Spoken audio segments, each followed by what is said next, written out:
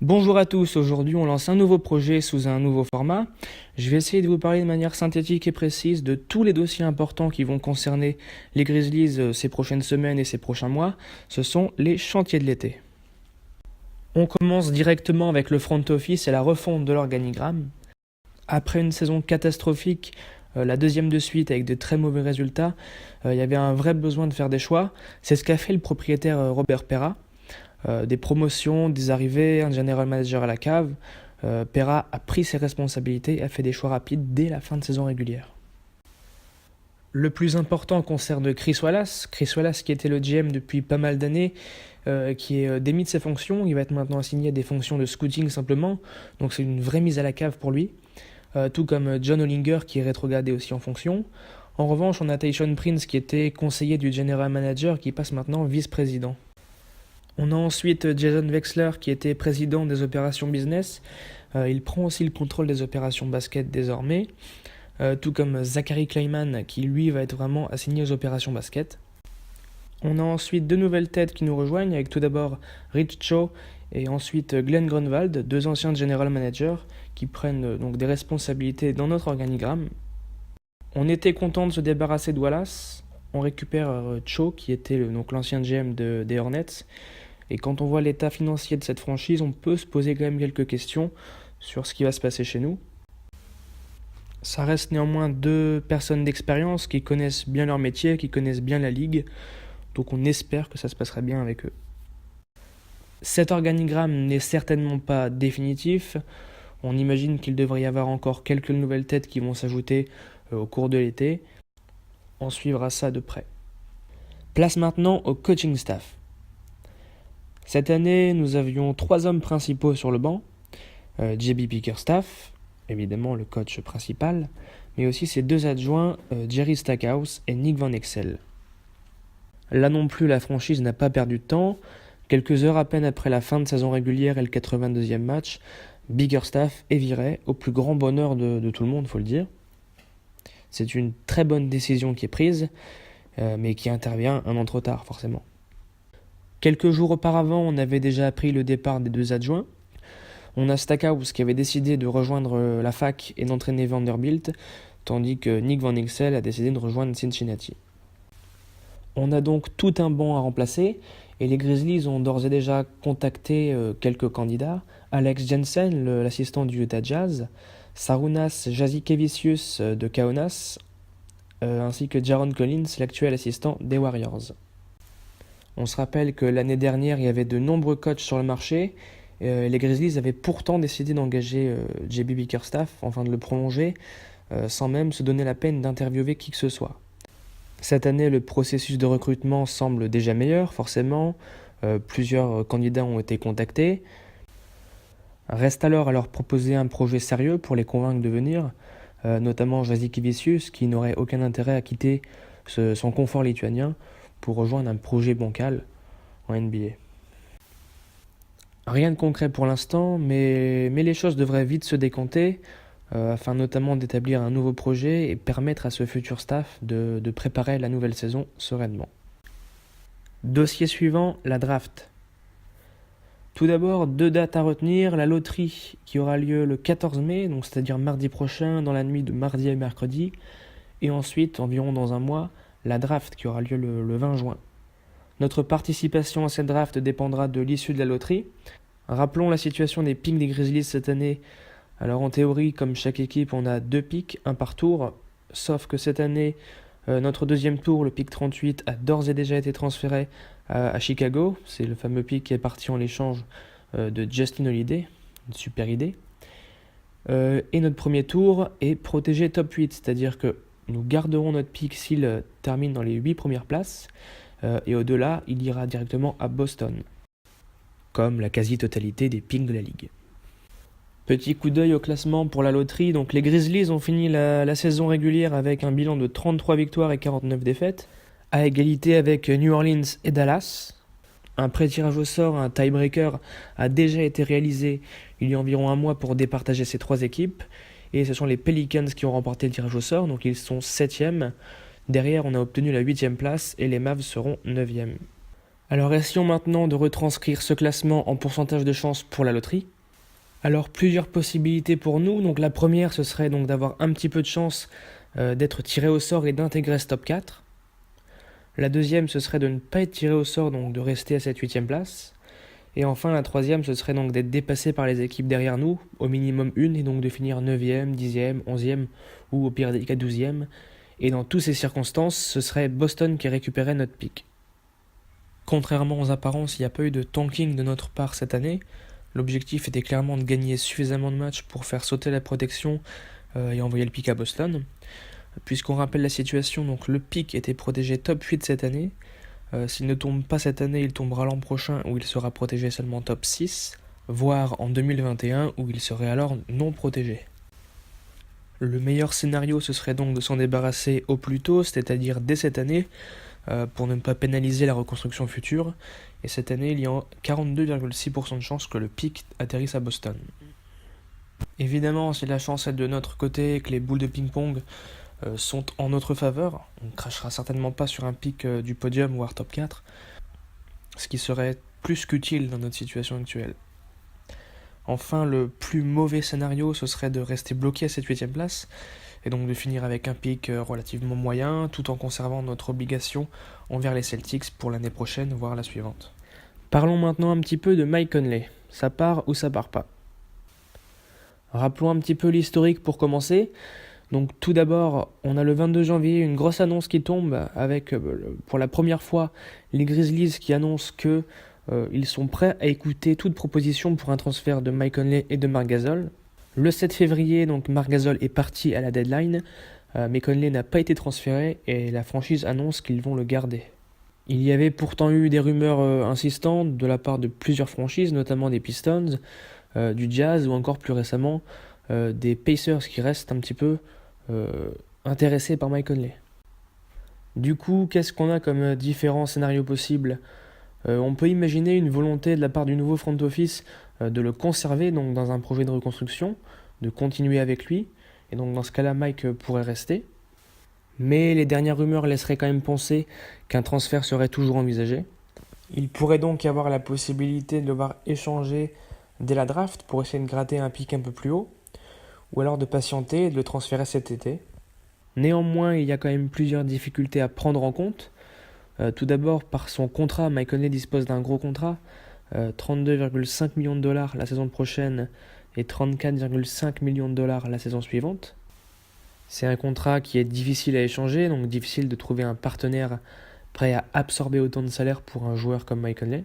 D'autant que la contrepartie exigée par Memphis est cette fois différente de ce qui s'était passé à la deadline avec Gasol. Le propriétaire avait fait une sorte de cadeau à l'Espagnol pour lui trouver une porte de sortie, mais cette fois les Grizzlies ciblent des assets pour préparer l'avenir, donc des jeunes potentiels ainsi que des picks de draft.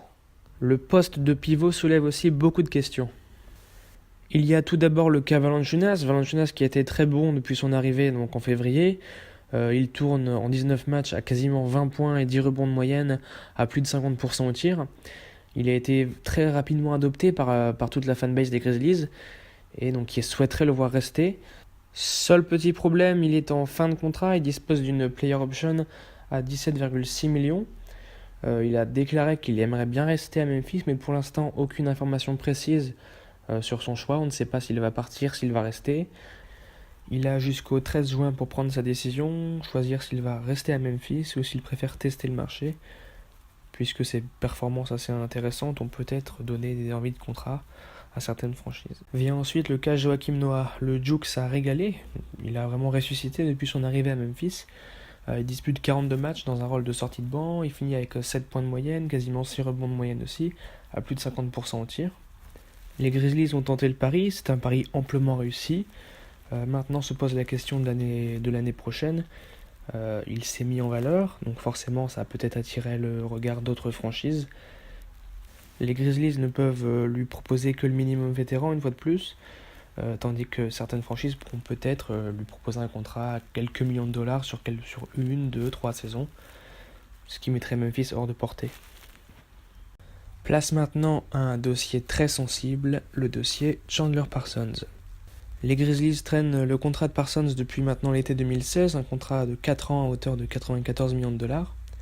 un contrat auquel il reste une seule année. Cette année, donc, il touchera 25,1 millions de dollars. Et donc des questions se posent, que faire de Parsons? Si ses performances de fin de saison ont été plutôt intéressantes, elles restent quand même beaucoup trop peu productives par rapport au cap space à la part de cap space qu'il occupe. Et on se retrouve donc avec plusieurs options pour les Grizzlies. La première, ce serait de monter un trade et de l'échanger. Évidemment, sur le papier, c'est facile à dire, mais c'est beaucoup plus compliqué à réaliser. A priori, ça va être compliqué de trouver quelqu'un qui sera intéressé par son profil. Ça sera difficile de trouver un partenaire d'échange. Sauf que Parsons a désormais l'avantage d'être en contrat expirant. Ça pourrait alors intéresser des équipes sans ambition pour libérer des joueurs et lancer une grosse opération tanking. Deuxième possibilité, ce serait de stretch son contrat, c'est-à-dire au lieu de payer 25 millions dès cette année, enfin dès l'année prochaine, on pourrait étirer ces 25 millions en plusieurs saisons. Cela nous laisserait plus de flexibilité pour manœuvrer cette année, mais l'inconvénient, ce serait qu'à long terme, on serait pénalisé puisque c'est un contrat qui restera dans nos finances pendant encore plus de temps que prévu. Il y a ensuite la solution du buyout. On pourrait donc se séparer de lui en rachetant son contrat. Le problème, c'est qu'on se rappelle qu'il y a des relations assez compliquées entre lui et le front office. C'est donc une solution peu probable, d'autant que, comme on l'a dit, c'est un contrat expirant, donc il pourra être mis dans un transfert possible. Enfin, tout simplement, le dernier scénario, ce serait de tout simplement le conserver, c'est-à-dire être patient, attendre la fin de son contrat. De toute manière, il y a très peu de probabilités pour qu'on joue quelque chose cette saison, donc autant laisser couler, donc patienter l'année prochaine pour libérer du cap et récupérer 25 millions de places sur notre salaire. Et on finit avec un chapitre important, la free agency. Regardons déjà qui sont les joueurs qui arrivent en fin de contrat. On avait donc CJ Miles, mais il a choisi d'activer sa player option dès le lendemain de la saison régulière. Une option à 8,7 millions de dollars. C'est plutôt une bonne nouvelle. Lui aussi était arrivé donc cet hiver de Toronto en échange de Marc Gasol. Il est en réussite, il a eu des bonnes stats, de l'adresse. Il a aussi battu son record en carrière avec un match à 33 points contre Atlanta. Donc c'est vraiment plutôt une bonne nouvelle pour nous de le conserver. Pour le reste, on a donc Jonas Valanciunas, comme on l'a évoqué plus tôt, avec une player option à 17 millions, donc on verra ce qu'il choisit de faire. Mais on a aussi Delon Wright et Tyler Dorsey, tous les deux qui sont agents libres mais restreints. C'est-à-dire qu'on a la possibilité de matcher n'importe quelle offre qui sera faite pour eux. Et enfin, on a Joachim Noah, Justin Holiday et Tyler Zeller qui sont tous les trois en fin de contrat aussi, mais qui sont non restreints. Pour Noah, on a vu tout à l'heure qu'on essaierait probablement de se placer sur son retour, même si un minimum vétéran ne devrait malheureusement pas suffire. Quant à Justin Holiday et Tyler Zeller, il y a très peu de chances qu'on les conserve. Zeller est juste arrivé pour combler les trous en fin de saison, tandis que Holiday n'a pas montré suffisamment de bonnes choses pour probablement mériter une nouvelle chance, un nouveau contrat. Regardons maintenant un petit peu qui sont les contrats garantis qu'on a pour cette saison à l'heure actuelle. À la main, on a donc Conley toujours là pour l'instant, même si on sait qu'il pourrait y avoir du mouvement comme on l'a vu plus tôt dans la vidéo. Et en backup, le rookie Javon Carter qui a été drafté l'année dernière. Au poste 2, on a donc Avery Bradley qui est arrivé lui aussi à la deadline et qui a ressuscité aussi depuis son arrivée à Memphis. Et Dillon Brooks qui était dans sa deuxième saison en carrière et qui a malheureusement été beaucoup gêné par les blessures, donc on n'a pas pu voir à l'œuvre après une saison rookie l'année dernière qui était plutôt intéressante. Sur l'aile, on a Kyle Anderson qui est arrivé des Spurs l'année dernière, qui a vu lui aussi sa saison amputée par les blessures et un problème à l'épaule. Il a d'ailleurs récemment été opéré et apparemment tout va bien, donc on devrait le récupérer en forme pour le camp et pour la future saison. En backup, on a donc CJ Miles qui vient d'activer son option, ainsi que pour finir la rotation de Chandler Parsons. En 4, on a Jaren Jackson Jr., donc le rookie, qui a fait une très belle première saison, beaucoup de potentiel, beaucoup de promesses. Bruno Caboclo signé sur 2 TND, puis un contrat validé pour cette année. Et enfin Ivan Rabb. En pivot, par contre, c'est un peu la galère pour l'instant, donc comme on l'a vu, on n'a aucun joueur garanti. Valanciunas avec son option, Noah en fin de contrat et Zeller qui devrait partir. Donc pour l'instant, c'est un vrai trou dans l'effectif. Si on jette un coup d'œil aux finances, on se rend compte que cette année, enfin l'année prochaine, la limite de cap space sera à 109 millions de dollars, la taxe à 132 millions de dollars, et actuellement, notre cap space avec les 10 joueurs qu'on vient de citer est à 101 millions. Il passerait donc à 119 millions de dollars si Valanciunas active son option, donc on serait déjà largement au-dessus du cap. On rappelle qu'un roster NBA c'est 15 joueurs, plus 2 two-way contracts. Ça nous laisse donc très peu de flexibilité pour manœuvrer, pour engager des joueurs, donc on devrait être très peu actif lors de cette free agency. Il ne faut pas s'attendre à de grosses signatures. Ça pourrait néanmoins évoluer assez vite, il suffit que Mike Conley soit échangé, ou bien alors qu'il y a un move autour de Chandler Parsons. Alors quelles vont être les priorités pour cet été ? Tout d'abord, Jonas Valanciunas, forcément on va attendre sa décision, ça va pouvoir décanter pas mal de choses. Quant à Noah, on a vu que ce serait compliqué de le conserver, même si on va essayer de se positionner avec un minimum vétéran une fois de plus. Et enfin, l'autre priorité devrait probablement être de conserver Delon Wright. Wright qui est en fin de contrat mais qui est restreint comme on l'a dit plus tôt. Il a été très bon lors de son passage ici, donc il est arrivé lui aussi en provenance de Toronto. Et donc il a été très bon, notamment en fin de saison en l'absence de Mike Conley, donc il était titulaire. Il a réalisé 3 triples-doubles, il a été plutôt prometteur. Et ça ne serait pas étonnant de voir les Grizzlies matcher n'importe quelle offre qui serait faite, évidemment dans la mesure du cap space disponible. À ce roster, il faudra aussi ajouter peut-être un rookie, selon ce que la loterie va nous réserver. Ensuite, ce sera complété par des joueurs de complément, donc pas des grands noms, juste des joueurs qui seront là pour faire le nombre. On refera de toute manière un point là-dessus, donc dès que les choses se seront un petit peu décantées. Pour l'instant, c'est assez flou, il y a beaucoup de choses en suspens, le dossier Valanciunas, le dossier Parsons, le dossier Conley. On va patienter, on refera un point dans ces prochaines semaines ensemble. J'espère que vous avez apprécié cette vidéo, c'était un nouveau format.